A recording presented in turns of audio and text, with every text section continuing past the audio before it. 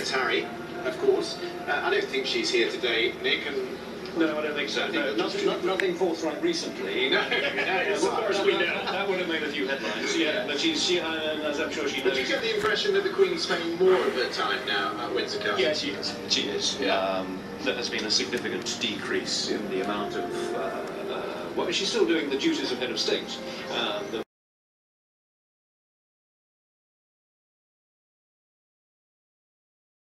Coming through the gate, come to the top of the long walk into the quadrangle area. As he travels here in one of the Land Rovers or the Range Rovers, usually he travels in the Beast, doesn't he? He does, but they do have a specially equipped SUV vehicle that is almost as strong Christian as the Beast. Given that we're in Windsor Castle, given the safety of the castle behind us, undoubtedly they elected to have a lighter, more nimble vehicle for the president, but still, security being paramount. Yes, I should say that all this is working as clockwork because we were told on our official programme, weren't we, Nick, that he would arrive here at 5 o'clock. And it is exactly 5 o'clock. So what you saw yesterday at Buckingham Palace, where the Prime Minister was kept waiting for a little longer than she might have liked, that is not the case today. Melania Trump alongside President. Oi, in fact, she didn't go on the visit to Singapore, Melania Trump. By his side, you can look back to the circumstance with Jackie Kennedy and President Kennedy, and so I think it was important for the optics for America to have the President of the United States and the First Lady here for this historic visit with the Queen at Windsor Castle. Okay, let's just observe. I'll stop talking and let's just see if we can hear anything.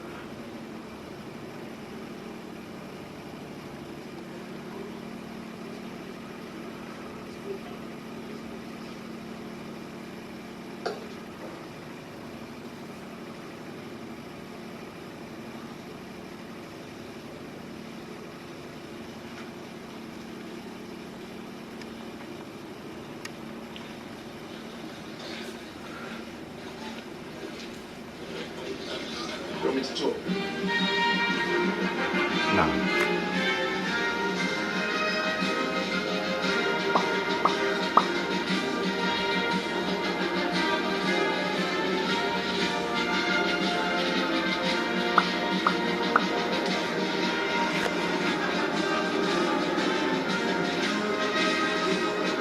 So the Queen and the President coming off the dais, and they're going to inspect the front rank of the Guard, accompanied by Major Oliver Biggs, the captain of the Guard.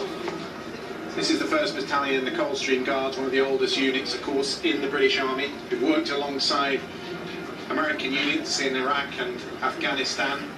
One of the oldest marching bands in the world as well. There's a little bit of the protocol. The President closer to the front line, but the Queen always leads. She's just half a step in front of the President as they go along the line. And she, I think, finds it just a little bit tricky walking on the grass there. So just stepping very carefully. Don't forget that she's 92 now. No sign of using a stick or anything such as that, but she's well used to inspecting guards of honour. So guiding the perhaps rather less experienced at this sort of thing, President Trump along, so they finished inspecting the front rank. It's interesting that the President spoke about the history of Blenheim Palace, Mick, when he talked at a press conference earlier. He was saying that he'd seen the long library where Winston Churchill had sat and written some of his books and his articles. He's obviously taken by British history. He talked about Pearl Harbor and the phone call between Winston Churchill and the White House just after Pearl Harbor, and really the beginning of the special relationship.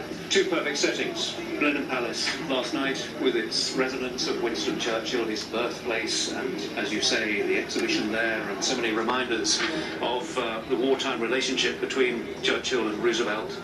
And now to Windsor Castle on these further images, which I'm sure will be leading the network news in the United States tonight.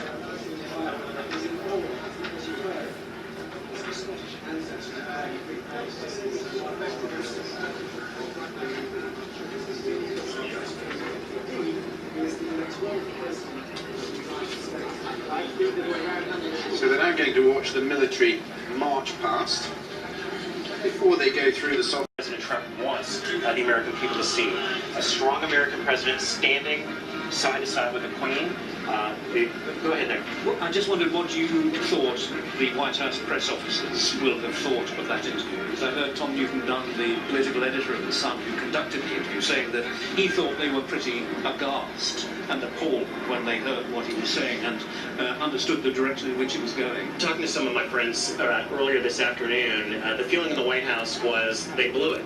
They stepped on it. They had that beautiful ceremony right at sunset, and the president was very happy from my understanding of what had happened. And then, of course, we wake up not only here in the UK, but back in America, to a president who had damaged the relationship that he had so assiduously tried to perfect with Theresa May.